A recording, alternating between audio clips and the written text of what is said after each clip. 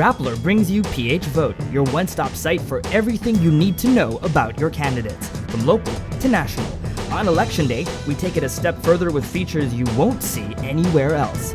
Read up on your candidates one more time on Rappler's interactive profile pages.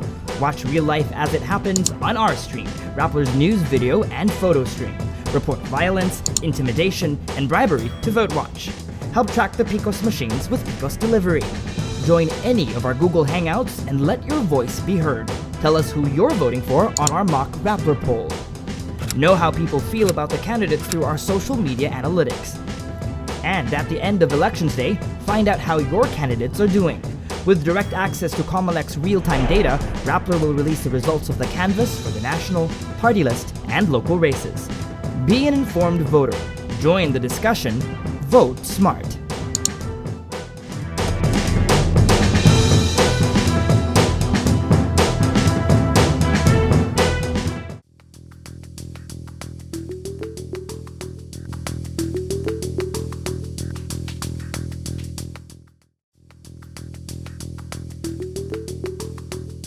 Hello and welcome. I'm Maria Ressa. This is Talk Thursday. It is the home stretch before the Philippines goes to the polls on Monday, May 13th. 4 more days to go. How is the poll body preparing for D-Day? The Commission on Elections met roadblocks during this election season, with the Supreme Court issuing orders against Comelec and the continued questions over the accuracy of its ballot counting machines. With us today is Comelec spokesperson James Jimenez. Good day, James. Nice to have you here. Nice to be here. 4 days to go. Days. I know, right? How are you? How would you qualify where we are today? Well, the last 4 days, it's gone. Well, in terms of activities, normally we'd be winding down. Now we're just waiting for the elections, but certainly we got a boost by the release of the source code earlier today, and that's really ratcheted up the conversation again. So now we're talking about the source code again. We're talking about preparedness, but at the level of the voters. The PICOS machines are there, the supplies are there, the BEIs have been trained, some of them have opening day jitters, which I think is normal, but we're basically just waiting for the elections now. This is the second automated elections. How would you compare 2010 and 2013 coming up? Well, people are more engaged now, I think. In 2010, a lot of people were still really just waiting to see what was going to happen. They didn't know what was going to happen, what it's going to turn out like. But now, since everyone's seen what went on in 2010, they have a lot of expectations. Mm-hmm. They have a lot of ideas on how it should have been better. It should be better. It should have been better. Mm-hmm. And as a result of that, a lot of people are more actively talking about it. They have more ideas. And I think on Election Day, there will be a lot more watchfulness, especially from ordinary citizens, from people with smartphones and that sort of thing. And certainly this elections, of course, will be very, very, I think, important in the sense that it'll prove that the first elections were not a fluke.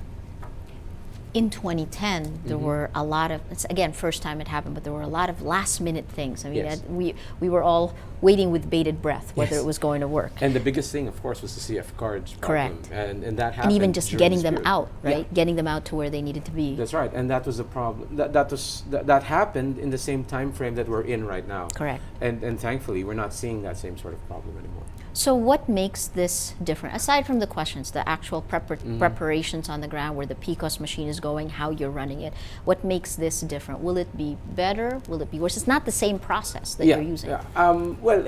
As far as voting process is concerned, it is practically the same thing, but the preparations may have been a little different. Certainly, we like, for instance, now we're doing away with a lot of the procedures at the polling place. Like you don't have to fingerprint the EDCVL and that sort of thing. But how is it different? It's different in the sense that as far as the Comelec is concerned, we're a little bit more prepared now. We're more prepared, having done it the last time. The BEIs, a lot of them were able to serve in the last election, so they're a little more confident now. Again, the public, they're more critical, I think, to a certain extent. And all of that will be to the good, because it's important to watch the elections. You've actually served on Comelec longer than the people who are running Comelec. No, I mean, what yes. what about institutional memory? How do you retain that? What lessons learned from 2010, and how do we know that they're implemented? Well, Institutional memory, there's a career directorate in the Comelec. I'm part of that directorate.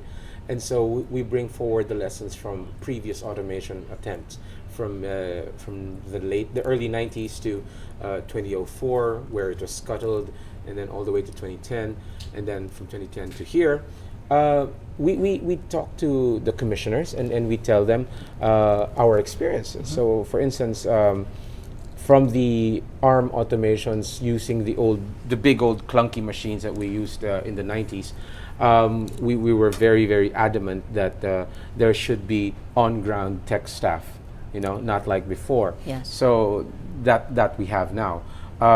We are also very, very strongly pushing for the activation of the UV codes, seeing the effect that it had on people, it not being present in 2010. On a theoretical level, you didn't need the UV marks. On a theoretical level, that wasn't required by law. But as far as the implementers were concerned, we saw that there was a net effect. There's a net dissatisfaction with the fact that it was turned off. So although we had to go on with the elections anyway, it was something that we had to carry forward. Yes. To improve the system later on. And is the system an improvement? Yes, it is. It is. But yet many of the processes are also new, right? Smartmatic is no longer running it. It's now new in the sense that Smartmatic is slowly letting go. It would help to see the whole process as weaning us away from the foreign technology provider. In 2010, I think it should be understandable that we did have a lot of reliance on them for a lot of technical knowledge, but now that is actually not even gradually. It's like a very precipitous drop in the participation of Smartmatic. For instance, in 2010, Smartmatic was really at the forefront of explaining all of this. Correct.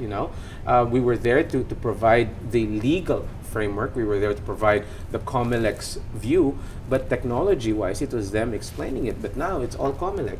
If you've gone to any Comelec demo in the last 6 months, it's all been Comelec, Yes. So that's a very precipitous drop in the participation of Smartmatic. On the tech side, in the back office side of elections, it's the same thing. Smartmatic isn't there except just as a consultant.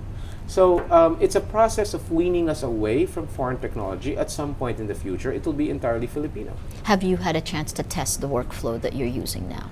Yes, we've tested the workflow, and we've had several mock elections, for instance. Yes. But those have not been received very well, I have to say. But the same workflow that we're using now, we're also using for the overseas absentee voting. We have overseas absentee voting in a lot of places, covering more than 300,000 Filipinos, and that's been going very well. Sixto Brillantes, the chairman of the Commission on Elections, was on the other side in 2010. Yes, yes. And now there's some people will say there's no one better than him because he knows what was done Yes. in order to get candidates Yes. elected. And yet, Comelec has had all these setbacks recently. Well, the thing with the chairman is that it is precisely his background as an election lawyer that informs a lot of the decisions that he's making within the Comelec. He knows exactly what a lawyer outside would do to get an advantage for his client. Correct. And when he got into the Comelec, he tried to move to neutralize those advantages. Unfortunately, those advantages, well, because they are advantages to other lawyers, are being opposed on the outside. Yes. And a lot of it is drastic. I would say this Comelec is more activist than anything at this point. We're pushing the boundaries of what we can do. We're pushing limits to see how we can improve the system. Take, for instance, the liquor ban. Yes. The liquor ban, under the law, it's supposed to be for 2 days. But we saw nothing wrong with extending it, further 3 days. And so we were presented with a proposal that said that there are benefits to extending it, and we used that, and we agreed. Mm-hmm. And so we pushed the limit of what was allowed, but the Supreme Court. Yeah. Unfortunately, activism, as any activist will know, although of course it'll sound very ironic to them if I start calling the Comelec activist, but activists will know that there will be some pushback. Yes. And that's what we're experiencing now. Did you expect the Supreme Court to turn it down? No. So there's, No. yeah. Because we feel that it's an innocuous, proposal. We did precisely limit it to an additional 3 days because we understood the commercial impact. Correct. But we felt that 3 days would not be too much of a bother to anyone, especially when you weighed it against the goal. Potential upside. Exactly. The money ban. I mean, Uh-huh. this is interesting. It looks like, again, sounds like a good idea, but it didn't get the buy-in from everyone Yes. involved. Yes. Well, the problem with that is, I think, number one, the word money ban is kind of shocking if I'm being honest about Yes, it. yes. And does it violate the secrecy laws? The banking We don't secrecy think that it does because it doesn't inquire into the accounts. All it does is control the outflow of money. I think we've sort of started to reassess that whole suite of that whole solution, but when it first came out, the immediate response was so massive. And when you looked at the responses, a lot of it really proceeded from an ignorance of what the rule said. Basically, the most common mistake that I saw was that people were saying, paano yung mga payroll? And payroll merchants are exempted. There is an exemption for that. The point is, a lot of people might have felt that it was too much and too soon. But what we're saying is that a solution is required. It's not enough, I think, to just shoot the proposal down. I think it's better, better use of our energies to improve it. If we have problems with the solution as presented, let's fix it. Let's not do away with it entirely. Could it have been socialized better? For example, this is a question from at Mao Hasmin. Does anyone in Comelec, did anyone study the economic effects of money ban? Is there an economic impact of it? It's 3 days, practically. So, Yes. While it may have an impact on some cash transactions, remember, it doesn't shut the whole economy down, I Right. think. So while it may seem like a massive effect is possible, we really don't see that it would be that massive. It would be something that perhaps some people will be able to absorb. Admittedly, there will be some problems. Admittedly, there will be some people who will need the money right away, and all of that. But I think those are exceptions. When you talk about the Philippines in general, it's an entire country. Not everyone will need 100,000 pesos on any given day. So this wasn't, were you surprised that it was stopped dead in its tracks? I mean, Well, not surprised so much because when you talk about money, it's bound to elicit a reaction. It might have been smarter, I think, in hindsight, for the Comelec to field this suggestion softly and slowly, gradually over time. Get input on it from the wider range of the public, not just from people who deal with these things largely in theory, but to get a feel of how the society at large would react to it. Then perhaps it would have had a better chance. but it would have alerted the people you would have been trying to that curtail. that would have been the trade-off, I think. Yeah. If you have a solution that's good, and but potentially radical in its application, I think ultimately the better solution is to break it slowly, rather than to just drop it on everyone like a bomb. Especially since the Comelec doesn't really have that sort of superpower, Yes. if I might say, that will force everyone to toe the line right off the bat. Does it impact the credibility of Comelec, these negative decisions? I don't think so. coming out? I think it shows that the Comelec is willing to do drastic steps, to take drastic steps, short of actually impinging on constitutional rights. Again, of course, there's a question on whether we have impinged on constitutional rights, but then again, at this stage, I don't think that's happened since no one's been complying, I think. Yes. Does Comelec, this is from Joshua Manalo, does Comelec regret any of its decisions in these elections? No. Those decisions that we've made were motivated by the desire to make the system better. Yes. We wanted to cut down the number of party list participants because we felt that a huge number of party list participants would dilute the strength of the Yes. system, especially we were looking at marginalized and underrepresented sectors. We really closed the limit on TV ad times because we felt that independent candidates had to be given the chance to at least compete on a more or less even field. And parenthetically, I'd say that independent candidates now enjoy more popularity than they did in 2010. because in 2010 they were totally deluged. Yes. But now it's different. You know, these names come up. My old professor gets mentioned more than I would have imagined. And we did everything with the goal in view of making the system better. We pushed hard, and there's pushback again. Like I said, it's something that we have to take into consideration as we move forward. There are a lot of questions coming in now, but let me just ask you big picture. Sure. What makes these elections important? Why are they important in the big scheme? Why should people go out to vote? It's important, aside from the corny answer that it's part of democracy, which it is.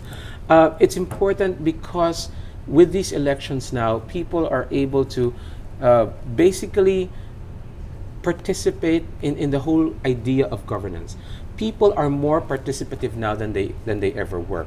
And when you have that mood in your public, when you have that mood in your electorate, it's important that that mood gets translated into choices. Yes. You know, it's not enough to be upset about some politician or upset about something that was done that should not have been done. You should take a stand by voting. Doesn't matter if your pick doesn't win. Yes. What matters is that you participate. There are tons of questions, and I'm going to zoom in from at AES Watch Philippines. I'll throw you two about the source code. How can you prove that the source code presented earlier is the real code? There was no hash code matching. The process that that we showed earlier was not the whole process of the review. The review will take some time. So I think it's a little premature now to say that it didn't prove anything, because obviously we just started. From Samira Usodon, yes or no only? Okay. Pwede po bang i-program Kinabahan ito yung tanong. Pwede po bang i-program ang source code para magbigay ng instruction kung sino-sino ang dapat manalo sa eleksyon, regardless of passwords and certifications, and whether or not it can't be read by people? Yes. How do you prevent that? You prevent that by undergoing a certification process. That's precisely what the review process is all about. Not the review of the interested parties, but the review by the certifier, by the company that does this for a living. And the source code is certified, which means that we've checked the process and we know that that sort of malicious code isn't present. How easy is it to be able to change the results at the PCOS level? It's practically impossible. To change the results at the PCOS level is practically impossible because of a lot of safeguards. First of all, the ballot is filled up only by the voter. It is touched only by the voter. And when it is inserted into the PCOS takes a picture of the ballot at that precise moment. So you can tamper with the ballots ultimately. I mean, you can break into the ballot box, but the images of the ballots are of the ballot as they were inserted, and that can always be returned to as a very trusted source. Fantastic. From at S Trimedia, out of the 78,000 plus PCOS machines to be used on the elections, how many of those were actually tested during the FTS? 100%. 100%. For the FTS, yes. They were tested 100% at the factory where we were preparing them. But for the FTS right now, we still have FTS scheduled for May 10, May 11, so I can't say 100%, but yes, all of them will be tested. Fantastic. What role is social media playing in these elections? Social media, to borrow your word, is an amplifier. A lot of people have a lot of feelings about this thing. They have a lot of emotions, and social media allows them to basically trumpet that and to get their message through to the people who should be listening, like us, yes. for instance. So it's important that social media be a part of these elections, which is why I've been saying to people, after you vote, go out and tell people about it. Yes. Tell them if it was a good experience, tell them if it was a bad experience, tell them if you liked it or didn't. The most important thing here is for social media to be used not just as an amplifier, which it already is, but as a means of getting information back to the people who administer the elections, so that we know what you think. You know, that's more important than a lot of people might imagine. But do you think does it have an impact on real-world voting? Not yet, I think. I think it will have some sort of effect for a few candidates, simply because it gets them on the mainstream media if they explode on yes. social media. Yes. But as far as the social media people themselves, the netizens, we're a very small percentage of the population still, I think, but that will not be like that forever. That will change very soon. And in fact, I think, and the Comelec thinks that 2016 will see a very, very large jump in terms of the effect of social media activity translating to actual real world votes. The presidential elections. Yes. The PCOS machines now, we Yes. actually we have a crowdsourced mapping where the PCOS delivery is right now. Where does it stand, and what should people be looking for if they want to try to help? Well, the PCOS machines have been dispatched Are they all in over their the place? country. Yes. Yeah, they're at the regional hubs. Okay. For those that have already done their FTS, they're already where they're supposed to be, but there are still some places that we have to finish the delivery. Some of the deliveries can get really hairy. Some of them have to travel through, really winding mountain trails. So that's causing a little bit of a wait for us now. But all of the FTSs are scheduled for May 10, with I think just one place scheduled for May 11. Really, really far off place. If you really want to help, then be at the final testing and sealing. That's one thing. Make your opinions known about it, and be alert to any sort of delays that might happen. Delays. A lot of times we don't get news of the delay from official channels. We get them from people who are on the ground saying, "Bakit wala pa?" Interesting. And so that puts us on alert. We have a monitoring team that really scours the Twitter, for instance, for any mention of Comelec or PCOS or automated elections. We have keywords, and so we respond to that whenever we see it. From at Jonas Bagas, what's the conviction rate for vote buying? Has anyone been convicted No, of vote buying? I actually saw that question, Jonas, and I'm sorry I wasn't able to reply to it sooner. But no, to my knowledge, we haven't convicted anyone for vote buying. And you've deputized people to do it, though, But we right? have deputized people now, So- and we're saying you can arrest anyone. If you don't get shot in the process. I mean, That how one I do have you- to give a caveat to. Yes. We always say we encourage citizen journalism. We encourage people to be more involved, but always safety first. Don't do it if you think you're going to get shot for it.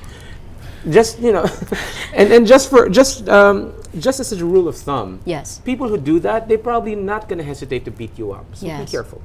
And I guess PPCRV has said that in 2010 it moved from individual retail vote buying to wholesale vote buying. How bad is corruption? How bad is buying the We vote? think that vote buying really got a boost because of automated elections, because they could not manipulate the results. So if you can't manipulate the results, the most logical thing would be to manipulate the input to the results, which is the voters. Yes. So that's when you start buying votes. And yes, it's gotten really big, and we have a lot of activities going on right now trying to curb vote buying, and the money ban is just the last one. It's just the latest one. Rapplers also put up something called hashtag Vote Watch to help people monitor the two Yes. Vs. Vote buying is one of them. The other is violence. At the last week of April, violence increased 20%. I mean, Yes. normally midterm elections, you have They should local be more elections. peaceful, right? Actually, they wind up in an increase in violence. Give us an idea of this now. Well, Where the is it? last time I talked to the PNP and the AFP, they said that despite the bump in incidences, we're still lower than where we were in 2010. Although that's a bit encouraging, truth is one death is too much, right? And yes, violence remains a big problem for us. We're working with the PNP and the AFP on that, but really a lot of the problem of violence has to do with the people themselves. Yes. It's the supporters that really get into so much trouble. What's different? I guess I asked you about why people should vote in these elections. Aside from the very heated local elections, in the national post, what's at stake for the country? Wow. You have you're electing a half of the Senate. Okay, the Senate passes the laws. They're basically the last guardian for bad laws, and the portal for good laws. So it's very important that we have people there who understand where the country should be going economically, in relation with its Asian neighbors, that sort of thing. And it's important that we get people there who know what they're doing at the local level. You cannot have a good macro environment and not have it trickle down to the lowest levels of government. And if you have lousy government officials at the bottom, then no matter how rosy it is up here, it's still going to be dark and gloomy down there. So that's what's at stake now. I always tell people, you go out of your house, you go into the street and you see garbage there. It's your vote that's not doing anything about that.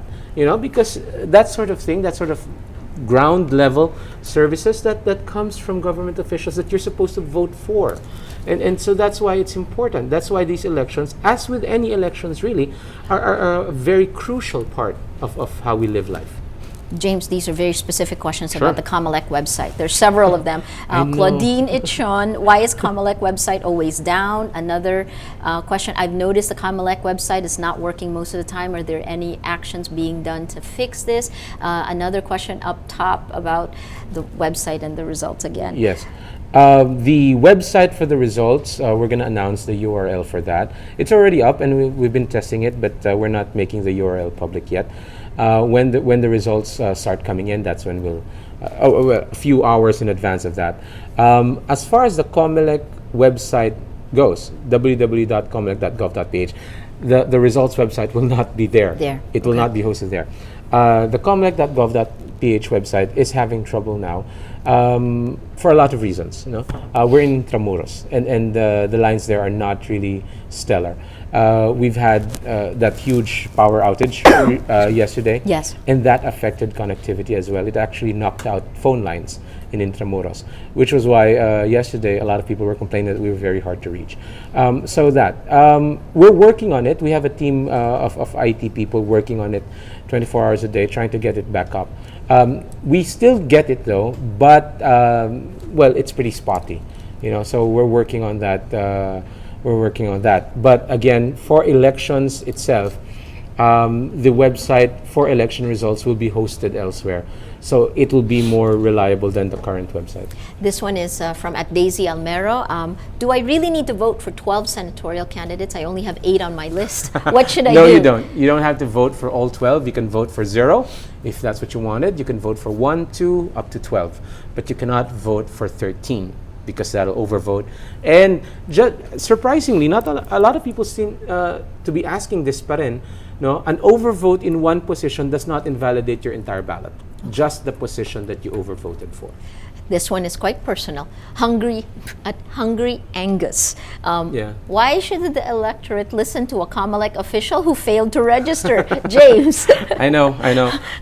Failed. That's the key word there. I failed to register. It's not that I stayed away from the system deliberately.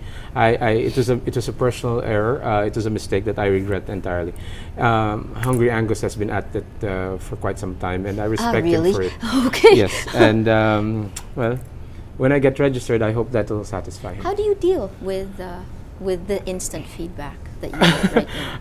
Well, it's the internet, Yeah. I mean, you can't go in there not expecting that sort of thing, so you have to be ready for that. How do you deal with it? With a lot of, goodwill. You know that they're free to comment, and you're free to comment back if you're so minded. Does it affect you? What if there are criticisms? Well, certainly. It dents me a little, but overall, I think the work that I'm doing is a lot more important than any personal offense I might take at their comments. So I just grin and bear it. After all, this is the job, and this is what I'm doing. And if some people don't like it, well, more power to you. 4 days before, what is your greatest fear? I don't think we have enough time for that. But greatest fear? What is the biggest problem that could happen right now? The biggest fear really is if it happens that a lot of people are not able to cast their vote. That's really the big thing for me. I'm afraid that there might be a repeat of the long lines, that people might get tired of waiting to vote. I'm worried that what happens if a machine has to be replaced? Will people stay to vote?